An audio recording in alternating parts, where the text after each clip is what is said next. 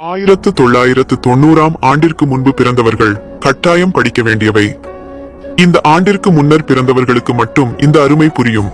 காலை எழுந்ததும் பசும்பால் வாங்க அப்பா வரிசையில் நின்றிருந்தார்.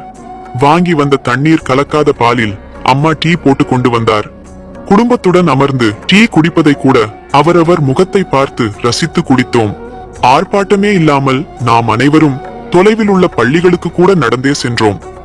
ஆசிரியரின் மீது மரியாதையும் பயமும் இருந்ததே தவிர ஒரு நாளும் ஆசிரியரை தரக்குறைவாகவோ இழிவாகவோ ஒரு மாணவனும் நினைத்ததில்லை.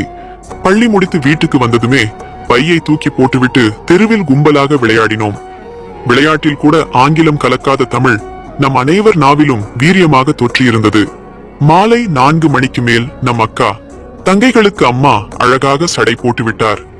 உதிரியாக வாங்கிய பூக்களை மல்லி மற்றும் பிச்சிப்பூ வாழை நாரால் சிறு சிறுக கட்டி அதை அக்கா தங்கைக்கு அம்மாவே தன் கையால் குத்தி அழகு பார்த்தார்.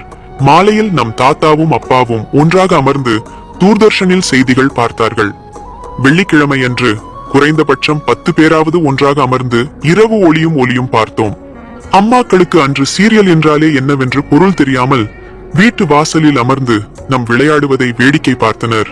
ஊற வைத்த அரிசியை ஆட்டுக்கல்லில் போட்டு அம்மா இட்லிக்கு மாவை அரைத்தார். அதிகபட்ச அப்பாக்களுக்கு சிகரெட் மற்றும் குடிப்பழக்கம் இல்லாமல் இருந்தது. ஞாயிற்றுக்கிழமை மதியம் தூர்தர்ஷன் மாநில மொழி திரைப்படத்தில் தமிழ் படம் வராதா என ஏங்கி இருக்கிறோம். ஞாயிறு மாலை டிவியில் திரைப்படம் பார்ப்பதால் தெருவில் காக்கைகள் கூட பார்க்க முடியாத சூழ்நிலை இருந்தது. ஞாயிறு பார்த்த படத்தை பற்றிய விவாதம் திங்களன்று பள்ளி நண்பர்களிடத்தில் தொடர்ந்து கொண்டே இருந்தது. உறவினர்கள் வீட்டிற்கு வந்தால் அவர்களுக்காக வாங்கிய குளிர்பானத்தில் நமக்கும் கொஞ்சம் தருவார்கள் என காத்து கொண்டிருந்தோம். தீபாவளி, ரம்ஜான் என பண்டிகை காலங்களில் புது துணி எடுக்க குடும்பத்துடன் ஒன்றாக சேர்ந்து போனோம். அம்மா அப்பா வாங்கி கொடுத்த துணியை மட்டுமே அணிந்து அழகு பார்த்தோம். ஒரு தெருவிற்கு 2 பேர் காதலிப்பதே அபூர்வமாக இருந்தது. அன்றைய காதலர்கள் காதலில் தோற்றால் தற்கொலை செய்து கொண்டனர். பண்டிகை காலம் வந்தால் வாழ்த்து அட்டை, கிரீட்டிங் கார்டு வாங்க கடைகளில் அலைமோதினோம். 10வது மற்றும் 12வது ரிசல்ட் பார்க்க தினத்தந்தி வாசலில் தவம் கிடந்தோம். நம் அக்காவும் தங்கையும் குதிரைவால் சடை போட்டு வீதிகளில் வலம் வந்தனர். பணக்கார வீட்டு இளம் பெண்கள் BSA SLR சைக்கிள் வைத்திருந்தார்கள். 10இல் குறைந்தபட்ச 8 வீட்டில் உள்ள குழந்தைகளிடம் உண்டியல் பழக்கம் இருந்தது. போன கரண்ட் திரும்ப வந்ததும் கை தட்டி ஆரவாரப்படுத்தினோம். வருடத்திற்கு ஒரு முறை குடும்பத்துடன் சினிமாவுக்கு போவதே பெரிய விஷயமாக இருந்தது. வீட்டில் யாருக்காவது திருமணம் நடந்தால் கிடைக்காத ஏதோ ஒரு அபூர்வ பொருள் கிடைத்தது போல் மிகுந்த மகிழ்ச்சியுடன் காணப்பட்டோம். ஊருக்கே ஒருவரோ இருவரோதான் வெளிநாட்டில் வேலை பார்ப்பவராக இருந்தார்.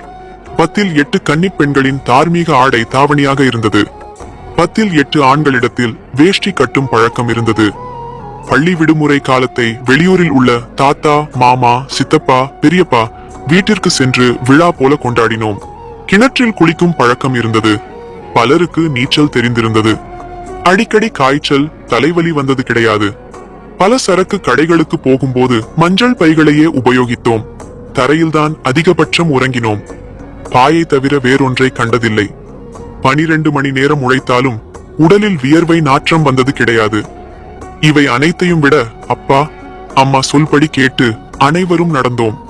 உலகில் உள்ள அத்தனை வசதிகளும் அருகிலேயே இருந்தால் கூட இன்று இவற்றில் ஒன்று கூட சாத்தியமில்லை. பழைய பொக்கிஷங்கள் ஒன்று கூட கிடைக்கப் போவதில்லை. அன்றைய வாழ்நாள்தான் சொர்க்கம்.